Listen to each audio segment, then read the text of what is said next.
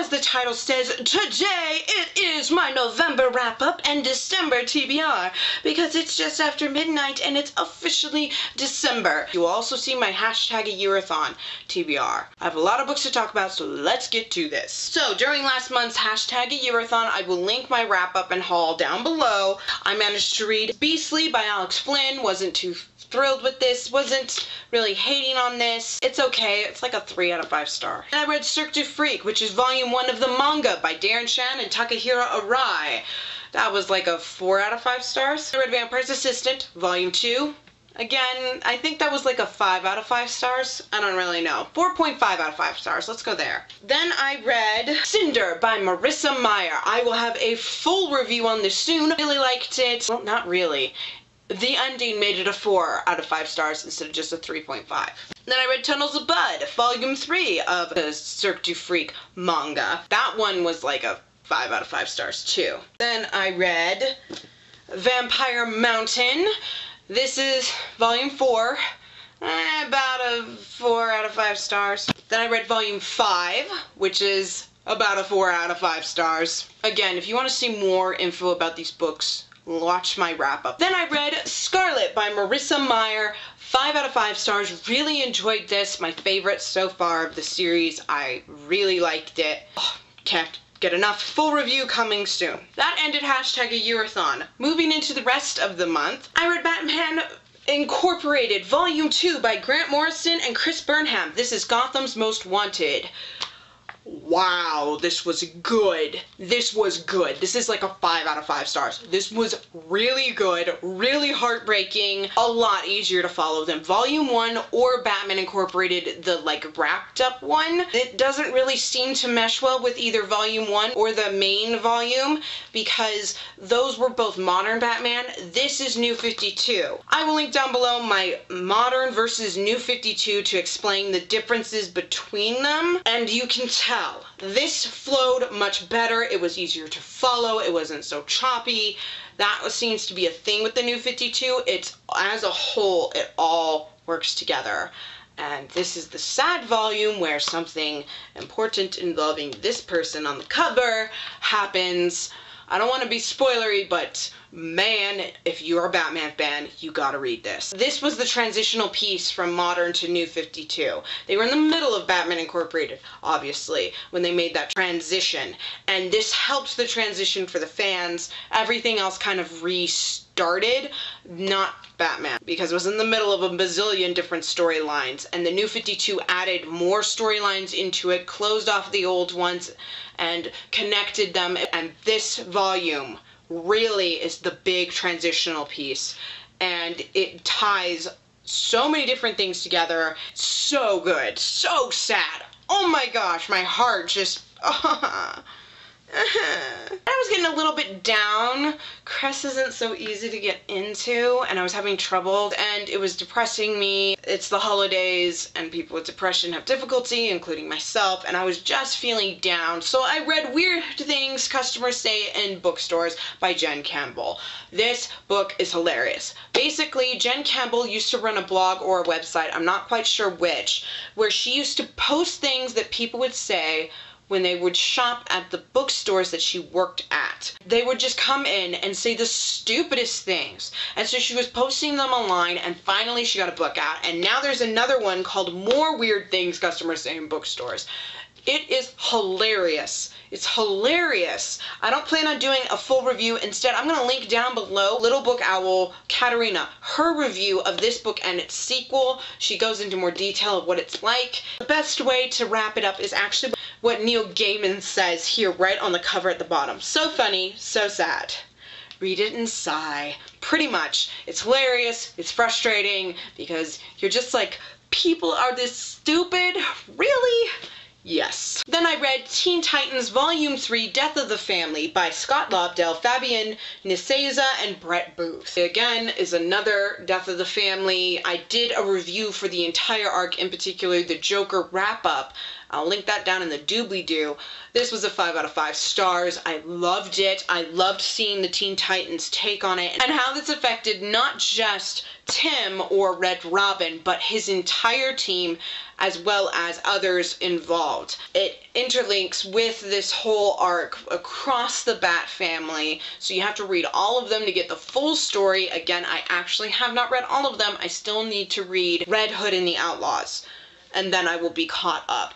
But I really liked it. I liked seeing how it changed the characters, and yet they still stay the same goofy kids. I loved it. It was a 5 out of 5 stars. Then I finally finished my reread of The Invisible Ring by Anne Bishop. This is the 4th published book in the Black Jewels. It is the first chronologically, and in the reading order you want to read this 3rd. 5 out of 5 stars. Just a quick breakdown of this story because, again, this is a prequel, so it's not the exact same story. This takes place in between the prologue in Daughter of the Blood and the rest of the story. There's a 800 year gap. This takes place in that time. It follows the story of Jared, another sex slave who was ringed with the Ring of Obedience when he was 18. He has been a slave for 9 years. He is up for sale, most likely to be executed because he killed the queen that owned him. And it shows his transition. He's eventually bought by the Grey Lady, of which slaves fear because no slaves ever leave her territory, and so no one knows what kind of an owner she is, but he's purchased by her along with others. They have to travel across country via wagon to get to her territory instead of just riding in coaches along these webs of power that are just, it's like taking an airplane, basically. They're not taking an airplane, they're doing it the old-fashioned way with a wagon and horses. Yeah. I love that we're seeing different characters other than the main cast of the trilogy, and it starts to broaden out. There is also a sequel duology in the Black Jewels to this, and I enjoy the duology, and I enjoy this, and I love Jared's character, and I'm sad that this is the only book you get to see his character in. Kind of a spoiler, but it's sad. He's not in any other book. Then I read Teen Titans Volume 4, Light and Dark by Scott Lobdell, Eddie Barrows, and Eber Ferreira. This one, again, can be a little bit choppy because we got Superboy coming in, and we see from his perspective at points, and he's talking about things that you haven't read in the Teen Titans because he's got his own line, and my library doesn't have it. But other than that, it's really well done. I don't know if you guys have ever watched the Teen Titans animated series or Young Justice. This takes plot lines from both of those and are meshing them together in their own way with making Tim the leader of the Teen Titans instead of Dick.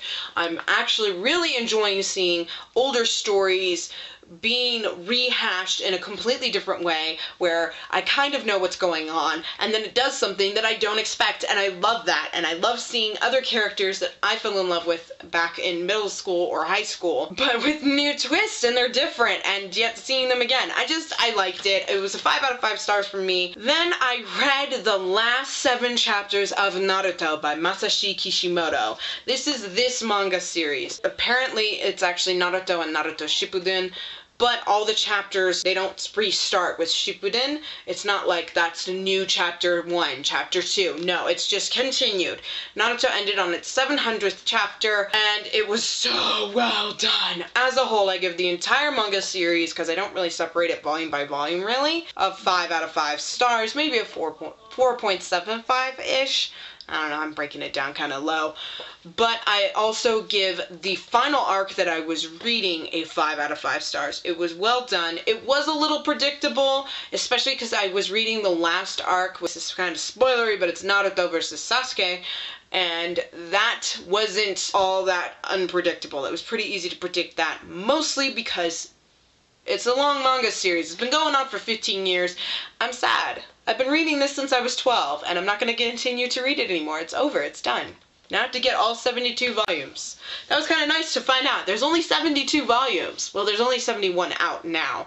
But towards the end, they just bound up 10 chapters at a time because it's just so huge. Again, 700 chapters, y'all. If they were to do 5, that wouldn't be 72. That'd be over 140. That's a lot of freaking books to buy.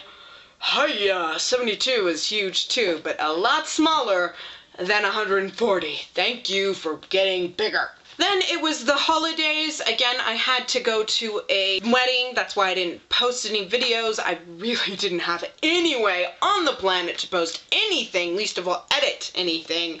But I only managed to read Nightwing Volume 4, Second City by Kyle Higgins, Brett Booth, Will Conrad, and Norm Rapmund. Nightwing is hot. He is one of my fictional boyfriends. So I enjoyed seeing it, especially since the very first image is just like, damn, look at that stuff.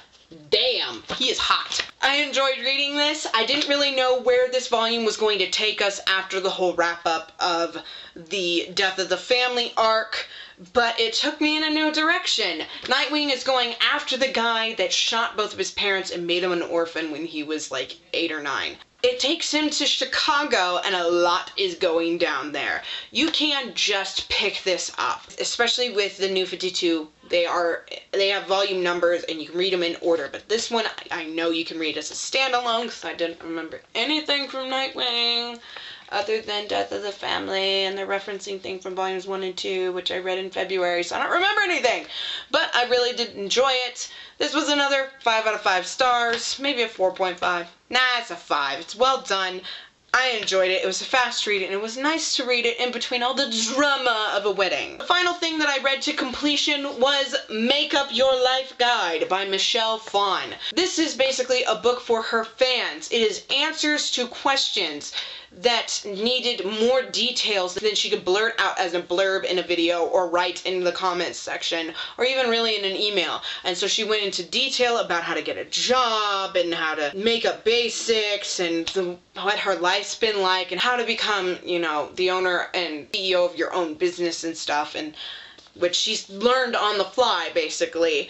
And seeing her spin on it, this was like, I don't know, 4 out of 5 stars. It's not phenomenal. It's not great. If you're a Michelle Phan fan, like I've been for like 4 years, then you'll enjoy it. Even if you're just like a new fan, it's a nice book to have. But if you're not a follower, I don't know how much you would like it, because it's just answers to questions that you've probably wanted to ask this woman. Like, pick her brains and get some advice. You might not want to read it, but I don't know. It's how she went from just being a YouTuber to a CEO of multiple companies. That's everything that I read in November. On to what I'm currently reading. I currently am reading Cress by Marissa Meyer. I am on page, as of 10 minutes ago, 205. I will get through this. I was hoping to get through it this month, but it's been a little slow reading, and I was stressed out with the whole wedding thing and how that would go down, and oy. I also started Clerial by Garth Nix. I'm on page 6. I read the prologue and then decided it wasn't really appropriate for Sunday, so I put it down. But I will read this month. In fact, these two are vying for first novel to be completed, but #AYearAthon is kicking off right now. On to that TBR real quick, and then I'll get back to the rest of what I'm going to read, like start and finish, hopefully this month. Hopefully. Some of these have been here for months. But my #AYearAthon, I am going to try to read, start and finish Busurenkin by Nobuhiro Watsuki. I'm not going to do page counts this month. I'm doing chapters because it's manga and I'm going to be reading online solely. So I have 83 chapters of that to read to completion. I also want to at least start and get a huge chunk of Kakaishi by Tanabe Yellow done. That has 345 chapters, so that's quite a chunk. I'll see how far I get. I have close to 60, about 60 more chapters of manga that I am already reading that have been updated. Because my manga, I read it online, and in Japan, they release it chapter by chapter. Again, why I want to do chapter by chapter instead of page counts or volume counts. Because I'm reading online, because they release it chapter by chapter either once a week, once every 2 weeks, once a month, whenever people can get the raws, translate it from Japanese or Korean, or even Chinese in some cases, to English, and then clean them up and post them online. That can take a while. So I have about 60. I'm going to try to catch up on Bleach, One Piece, Kingdom Hearts 2 just released up to chapter 62. Bunch of Tales of the Abyss that I want to read. I also have Yu-Gi-Oh! Duelist and Hikaru no Go. I have a crap ton more that I want to read. Basically, my goal is going to be 500 chapters this week for #AYearAthon. Sorry if the angle changed, the camera died. For the month, I want again to finish Clerial and Cress for the bazillionth time Onyx by Jennifer L. Armentrout, Book 2 in the Lux series. Dreams of Gods and Monsters by Laini Taylor, Book 3 of the Daughter of Smoke and Bones series, or trilogy, whatever. I want to reread Queen of the Darkness by Anne Bishop. This is Book 3 of the Black Jewels. And in reading order, it comes after The Invisible Ring, so of course I want to read that. I learned that these aren't as fast of a read because I'm reading more of them. Usually I read my favorite parts and then skip 12 chapters. But I'm not doing that this time. I also finally got from Raven Insurgent by Veronica Roth. I will be reading this. This is higher than even Onyx or Dreams of Gods and Monsters. Although I've been told Dreams of Gods and Monsters Raven enjoyed a lot more than this book. She hasn't read Allegiant, not because of the ending, although we've both been spoiled for it, but because Insurgent drives her nuts. I've been duly warned that I may have the same problem as Days of Blood and Starlight. I will see, but I own Allegiant, so I don't have to borrow it from anyone, so if this book really drives me batty, I can take my dear sweet time reading it. If you're hearing noises, my brother is raging. And then I also have War Crimes, World of Warcraft book by Christy Golden. I expect to enjoy it. Christy Golden is a phenomenal writer. I may pick up other things off my shelves. I have, 80 books unread. So yeah, that is my #AYearAthon TBR, my